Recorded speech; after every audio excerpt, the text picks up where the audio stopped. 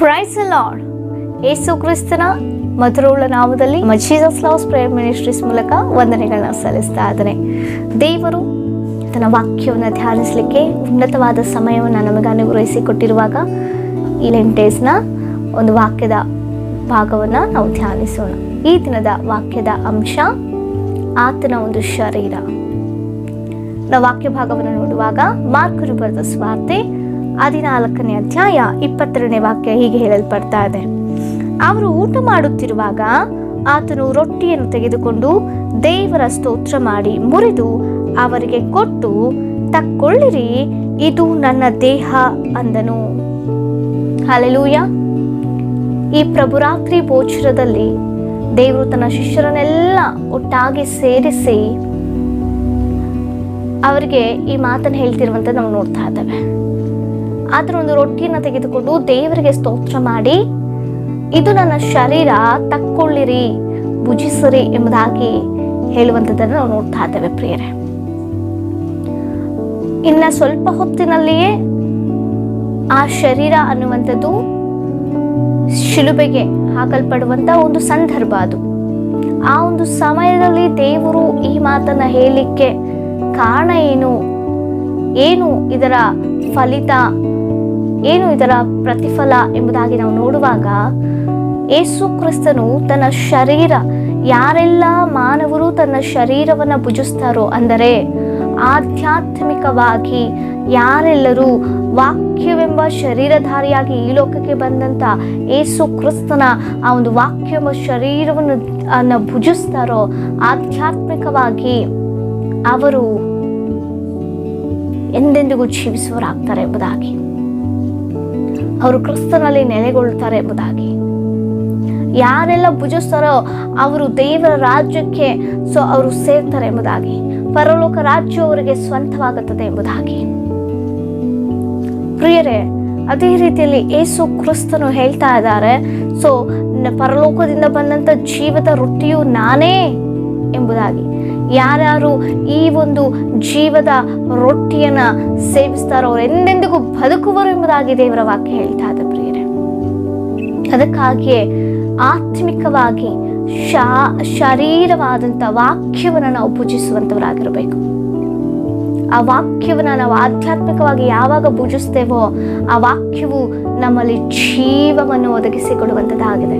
ಆ ವಾಕ್ಯವು ಎಂದಿಗೂ ನಮ್ಮಲ್ಲಿ ಜೀವಿತವನ್ನ ಒಳ್ಳೆ ಜೀವನವನ್ನು ಒದಗಿಸಿಕೊಟ್ಟು ಎಂದೆಂದಿಗೂ ನಾವು ಜೀವಿಸುವವರಾಗುವಂತೆ ಮಾಡುವಂಥದ್ದಾಗಿದೆ. ಅದಕ್ಕಾಗಿಯೇ ಯೇಸು ಕ್ರಿಸ್ತನು ಆ ಒಂದು ರೊಟ್ಟಿಯನ್ನು ಶರೀರ ಎಂಬುದಾಗಿ, ನಾನೇ ಜೀವದ ರೊಟ್ಟಿ ಎಂಬುದಾಗಿ ದೇವರು ಹೇಳುವಾಗ, ಆ ರೊಟ್ಟಿಯನ್ನು ದೇವರಿಗೆ ಸ್ತೋತ್ರ ಮಾಡಿ, ಇನ್ನೇನು ಸ್ವಲ್ಪ ಹೊತ್ತಿನಲ್ಲಿ ನಾನು ಬಲಿಯಾಗ್ಲಿಕ್ಕಿದ್ದೇನೆ, ಈ ಶರೀರ ಎಂಬ ಈ ಒಂದು ಶರೀರ ಗಾಯವಾಗುವಂತ ರೀತಿಯಲ್ಲಿ ನಾನು ಶಿಲುಬೆಗೆ ಹಾಕಲ್ಪಡುವಂತನಾಗಿದ್ದೇನೆ. ಯಾರು ನನ್ನನ್ನ ಆಧ್ಯಾತ್ಮಿಕವಾಗಿ ಭುಜಿಸುವಂತವರಾಗ್ತಾರೋ ಅವರೆಂದೆಂದಿಗೂ ಬದುಕುವಂತವರಾಗ್ತಾರೆ ಎಂಬುದಾಗಿ. ಆಮೇನ್, ಹಲ್ಲೆಲೂಯಾ. ಹಾಗಿದ್ರೆ ನಾವು ವಾಕ್ಯದಲ್ಲಿ ನಾವು ನೋಡ್ತಾ ಇದ್ದೇವೆ, ಈ ಒಂದು ಶರೀರವನ್ನ ಭುಜಿಸುವುದರ ಮೂಲಕ ನಮಗಾಗುವಂತ ಒಂದು ಲಾಭ ಏನು ಎನ್ನುವಂಥದ್ದನ್ನ ಈ ಒಂದು ದಿನ ನಾವು ಧ್ಯಾನಿಸುವರಾಗಿದ್ದೇವೆ. ಯೇಸು ಕ್ರಿಸ್ತನ ಶರೀರವನ್ನು ಭುಜಿಸುವುದರ ಮೂಲಕ ನಮಗಾಗುವಂತ ಲಾಭ ಅನೇಕವಾಗಿದೆ. ಆದರೆ ನಾವು ಈ ದಿನ ಒಂದು 3 ಕಾರ್ಯಗಳನ್ನ ನಾವು ಧ್ಯಾನಿಸೋಕೆ ಹೋಗ್ತಾ ಇದ್ದೇವೆ ಪ್ರಿಯರೇ. ನಾವು ನೋಡೋದಾದ್ರೆ ಮೊದಲನೇದಾಗಿ ಅದೇ ವಾಕ್ಯದಲ್ಲಿ ನಾವು ನೋಡ್ತಾ ಇದ್ದೇವೆ, ಯೋಹಾನನು ಬರೆದ ಸುವಾರ್ತೆ 6ನೇ ಅಧ್ಯಾಯ 51ನೇ ವಾಕ್ಯದಲ್ಲಿ ನಾವು ನೋಡುವಾಗ ಯೇಸು ಕ್ರಿಸ್ತನ ಅಲ್ಲಿ ಹೇಳ್ತಾ ಇದ್ದಾರೆ, ಪರಲೋಕದಿಂದ ಬಂದಂತ ಜೀವದ ರೊಟ್ಟಿಯು ನಾನೇ ಎಂಬುದಾಗಿ. ಯಾವನಾದರೂ ನನ್ನನ್ನ ಭುಜಿಸುವವನು, ಅಂದ್ರೆ ನನ್ನನ್ನ ತಿನ್ನುವವನು, ನನ್ನ ಸೇವಿಸುವವನು ಎಂದಿಗೂ ಬದುಕುವನು ಎಂಬುದಾಗಿ ವಾಕ್ಯದಲ್ಲಿ ಹೇಳುವಾಗ, ಮೊದಲನೇದಾಗಿ ಆತನ ವಾಕ್ಯವೆಂಬ ಶರೀರವನ್ನು ನಾವು ಭುಜಿಸೋದಾದ್ರೆ, ನಾವು ತಿನ್ನುವುದೇ ಆದ್ರೆ, ನಾವು ಸೇವಿಸುವುದೇ ಆದ್ರೆ ನಾವು ಎಂದೆಂದಿಗೂ ಬದುಕುವವರಾಗ್ತೇವೆ. ಎಲ್ಲಿ ಗೊತ್ತಾ? ಪರಲೋಕ ರಾಜ್ಯದಲ್ಲಿ ಎಂದೆಂದಿಗೂ ನಿತ್ಯವೂ ನಾವು ಬದುಕುವವರಾಗ್ತೇವೆ ಪ್ರಿಯರೇ.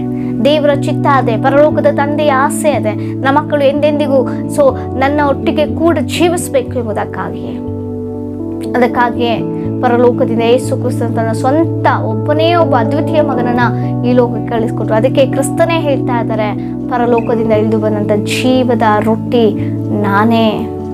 ಆಮೇನ್, ಹಲ್ಲೆಲೂಯ. ಆ ಜೀವದ ರೊಟ್ಟಿ ನೀನು ನಾನು ಸೇವಿಸುವಾಗ, ಆ ಭುಜಿಸುವಾಗ, ಆ ವಾಕ್ಯ ಎಂಬ ಜೀವದ ರೊಟ್ಟಿಯನ್ನ ನಾವು ಸೇವಿಸುವಾಗ ನಮಗೆ ಎಲ್ಲಿಲ್ಲದ ಬಲ ಸಿಗುತ್ತೆ. ನಾವು ಜೀವಿಸುವರಾಗ್ತೇವೆ. ಅನೇಕ ಸಂದರ್ಭದಲ್ಲಿ ನಾವು ಶಾರೀರಿಕವಾಗಿ ಬದುಕಿದ್ರೂ ಕೂಡ ಆತ್ಮಿಕವಾಗಿ ಮರಣಿಸಿರ್ತೇವೆ ಪ್ರಿಯರೇ. ವಾಕ್ಯವನ್ನು ಹೇಳ್ತೇವೆ, ಅದೇ ವಾಕ್ಯದ ಪ್ರಕಾರ ನಾವು ನಡೆಯೋದಿಲ್ಲ. ಹೌದಾ?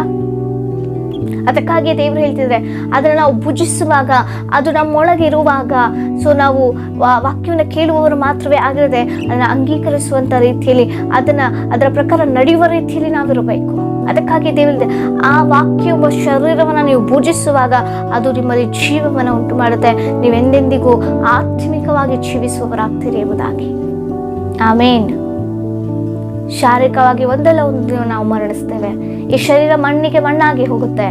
ಆದ್ರೆ ನಮ್ಮ ಆತ್ಮ ಎಂದೆಂದಿಗೂ ಬದುಕಬೇಕು ಅಂದ್ರೆ, ನಮ್ಮ ಆತ್ಮ ಎಂದೆಂದಿಗೂ ನಿತ್ಯವೂ ಜೀವಿಸ್ಬೇಕು ಅಂದ್ರೆ, ಅದು ದೇವರಲ್ಲಿ ಜೀವಿಸ್ಬೇಕು ಅಂದ್ರೆ ವಾಕ್ಯ ಎಂಬ ಶರೀರವನ್ನ ನಾವು ಭುಜಿಸ್ಬೇಕು.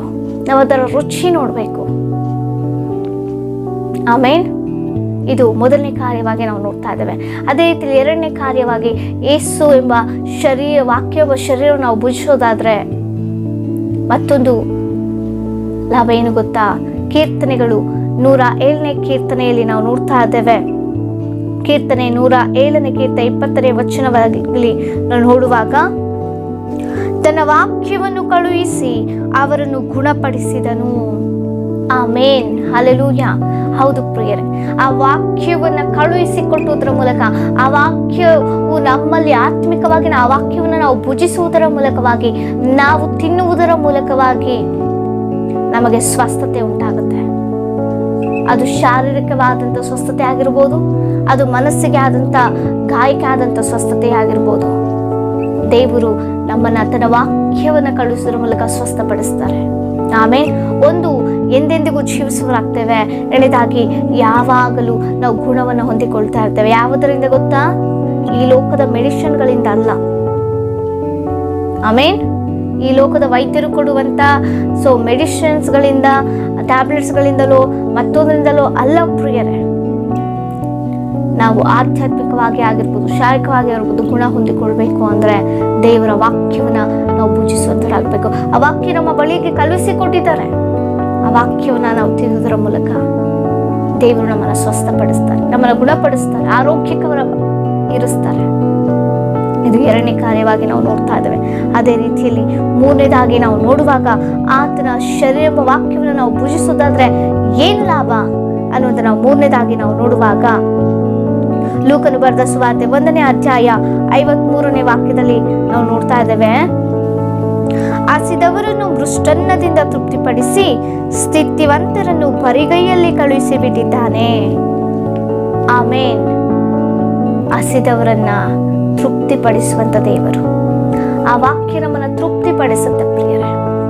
ಲೋಕದಲ್ಲಿ ಎಷ್ಟೋ ಜನರು ಎಷ್ಟೇ ದುಡಿತಾ ಇದ್ದಾರೆ, ಎಲ್ಲವೂ ಇದೆ, ಹೇಳಿಕೊಳ್ಳಲಿಕ್ಕೆ ಬಂಗ್ಲೆ ಇದೆ, ಕಾರ್ ಇದೆ, ಬ್ಯಾಂಕಲ್ಲಿ ಅಮೌಂಟ್ ಇರುತ್ತೆ, ಪುಷ್ಟಿಯಾಗಿರ್ತಾರೆ, ಆರೋಗ್ಯವಾಗಿರ್ತಾರೆ, ಎಲ್ಲವೂ ಒಂದು ಕೊರತೆ ಕೂಡ ಅವರಲ್ಲಿ ಇರೋದಿಲ್ಲ.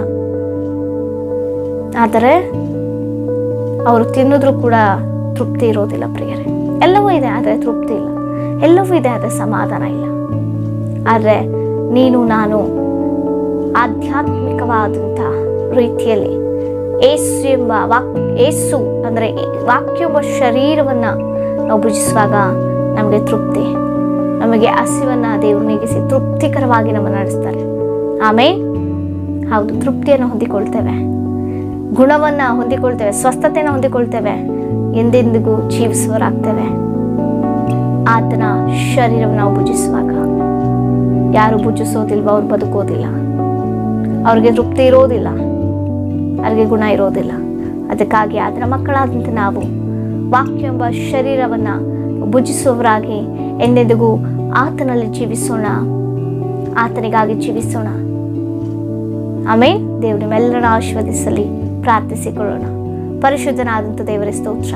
ಹೌದು ಸ್ವಾಮಿ, ನನಗೋಸ್ಕರ ನಮಗೋಸ್ಕರ ಆ ಶರೀರವನ್ನು ಕರ್ತನೆ ಕಲ್ವಾರಿ ಶಿಲುಬೆಯಲ್ಲಿ ನಮಗಾಗಿ ಕರ್ತನೆ ಒದಗಿಸಿಕೊಟ್ಟಿದ್ದೀರಿ ಕರ್ತನೆ. ಅಪ್ಪ ನಿನಗೆ ಸ್ತೋತ್ರ. ಆ ವಾಕ್ಯವೆಂಬ ಶರೀರವನ್ನು ಭುಜಿಸುವಂತೆ ಅಪ್ಪ, ಎಂದೆಂದಿಗೂ ನಿತ್ಯವಾಗಿ ಜೀವಿಸುವವರಂತೆ ಅಪ್ಪ, ಆ ವಾಕ್ಯವನ್ನು ಭುಜಿಸುವ ಮೂಲಕ ಸ್ವಸ್ಥತೆಯನ್ನು ಹೊಂದಿಕೊಳ್ಳುವಂತೆ ಅಪ್ಪ, ವಾಕ್ಯವನ್ನು ಭುಜಿಸುವುದರ ಮೂಲಕ ಸ್ವಾಮಿ ತೃಪ್ತಿ ಹೊಂದುವಂತೆ ಅಪ್ಪ, ನಿಮ್ಮ ಮಕ್ಕಳಾದಂಥ ನಮ್ಮೆಲ್ಲರಿಗೂ ನೀನು ಒದಗಿಸಿಕೊಡು ಕರ್ತನೆ. ಅದರ ರುಚಿ ನೋಡುವಂಥ ಕೃಪೆ ಕೊಡು. ಆ ವಾಕ್ಯದಲ್ಲಿ ನೆಲೆ ನಿಲ್ಲುವಂಥ ಕೃಪೆ ಕೊಡು. ಆ ವಾಕ್ಯದ ಮೂಲಕ ನಡೆಯುವಂಥ ಕೃಪೆ ಕೊಡು ಸ್ವಾಮಿ. ಸಹಾಯ ಮಾಡಿದಕ್ಕಾಗಿ ಸ್ತೋತ್ರ. ಎಲ್ಲರನ್ನ ಆಶೀರ್ವದಿಸಿ ಬಲಪಡಿಸು. ಯೇಸುವಿನ ನಾಮದಲ್ಲಿ ಬೇಡಿ ಹೊಂದಿದ್ದೇವೆ ಜೀವಳ ಪರಲೋಕದ ತಂದೆಯೇ, ಆಮೇನ್. ಪ್ರೈಸ್.